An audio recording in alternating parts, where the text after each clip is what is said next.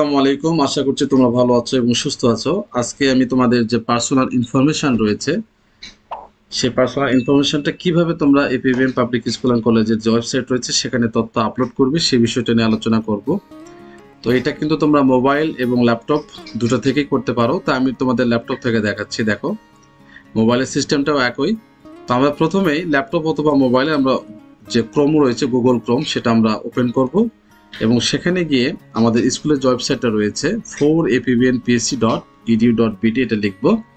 লিখে আমরা এটা প্রেস করব, ইন্টার প্রেস করব। দেখো আমাদের এইরকম একটা ইন্টারফেস চলে আসবে। আমাদের স্কুলের একটা ইন্টারফেস দেখো। এই ইন্টারফেস থেকে দেখো লগ ইনের গিয়ে আমরা তিনটা ক্যাটাগরি পাবো: স্টুডেন্ট, এমপ্লয়ি এবং ব্যাংক। তো সেখানে আমরা স্টুডেন্টে ক্লিক করব। তো স্টুডেন্টে ক্লিক করার পরে আমাদের এরকম স্টুডেন্ট আইডি এবং পাসওয়ার্ড চাওয়া হবে। তো আমরা এখানে স্টুডেন্ট আইডি এবং পাসওয়ার্ড লিখে দিব। আর এখানে স্টুডেন্ট আইডিটা যেটা দিয়ে তোমরা আসলে তোমাদের যে মান্থলি যে বেতনটা রয়েছে সে বেতন দাও, সেটা আইডি, এবং তোমাদের জন্ম তারিখটাই কিন্তু তোমাদের পাসওয়ার্ড। এরপরে দেখো আমরা লগ ইন করবো। লগ ইন করার পরে আমাদের যে স্টুডেন্ট প্রোফাইল রয়েছে সেই স্টুডেন্ট প্রোফাইলে কিন্তু আমরা ক্লিক করব। স্টুডেন্ট প্রোফাইলে ক্লিক করার পরে আমাদের এরকম একটা ইন্টারফেস চলে আসবে। সেখান থেকে আমরা এই যে ভিউ প্রোফাইল যেটা রয়েছে আর প্রিন্ট প্রোফাইল, এখানে আমরা ভিউ প্রোফাইলে ক্লিক করব। তো ভিউ প্রোফাইলে ক্লিক করে এই ধরনের একটা ইন্টারফেস চলে আসবে। তোমরা একটু উপরে লক্ষ্য রাখো, এখানে student details, guardian details, current status এবং ফটো আপলোড, এখানে লাল একটা ইয়ে আছে, তো ক্লিক হেয়ার টু আপডেট, এখানে আমাদের ক্লিক করতে হবে। এখানে ক্লিক করলে দেখো তোমাদের যে পার্সোনাল মানে যে তথ্যগুলো রয়েছে, তোমাদের নাম, তোমাদের এখানে দেখো তোমাদের আইডি দেওয়া আছে, তোমাদের জেন্ডার, ব্লাড গ্রুপ, রিলিজন, হ্যাঁ, কান্ট্রি, ক্লাস এবং এক্সেট্রা এক্সেট্রা অনেক কিছু দেওয়া আছে।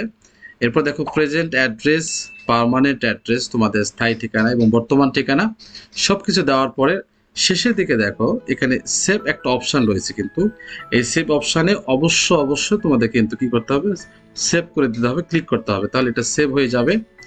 আর এখানে যদি তোমরা পুলিশ এমপ্লয়ি সন্তান হয়ে থাকো সেটাও কিন্তু এখানে একটা তথ্য দেওয়া আছে, অর্থাৎ এভরিথিং যা যা তথ্য আছে সবকিছু দেওয়ার পরে তোমাদের সেভ করে দিলেই কিন্তু এটা তথ্য আপডেট হয়ে যাবে। এরপরে তোমরা সেখান থেকে আবার এই যে দেখো ব্যাক অপশানে গিয়ে ব্যাক করবা।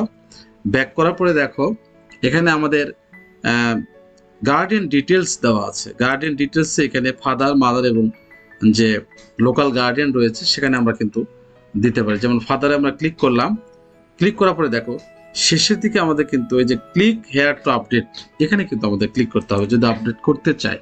তাহলে এখানে আমাদের ক্লিক করে আমরা এখানে আপডেট করে আমরা সেভ করে দিব। সেভ করে দেওয়ার পরে দেখো এখানে আমরা একইভাবে মাদার এবং লোকাল যে গার্ডিয়ান রয়েছে সেটা আমরা করে দিব। আর কারেন্ট স্ট্যাটাস এটা কিছুই না, আসলে তোমরা যেটা বর্তমানে যে শ্রেণীতে পড়ছো সেটা একটা কারেন্ট স্ট্যাটাস। এরপরে ফটো আপলোডে যখন যাবে, ফটো আপলোড সেখানে কিন্তু তোমাদের নিজের যে ছবি রয়েছে স্কুল ড্রেসের ছবি পরিহিত অবস্থায় এখানে ফটো আপলোড করতে হবে। আর দেখো এখানে ফটো আপলোড করার পরে এখানে ফটো আপলোডে ক্লিক করলে ফটো আপলোড হয়ে যাবে। এরপরে দেখো আমাদের কিন্তু কাজ শেষ। এখন আমরা ব্যাক করব।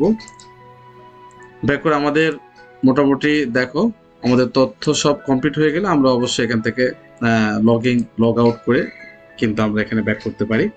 তো প্রিয় শিক্ষার্থীবৃন্দ, এই ছিল আজকের আলোচনা। আশা করছি তোমরা বুঝতে পারছো কিভাবে আমাদের তথ্য আপডেট করতে হবে। তো সবাই ভালো থাকবে, সুস্থ থাকবে এই প্রত্যাশায়। আসসালামু আলাইকুম।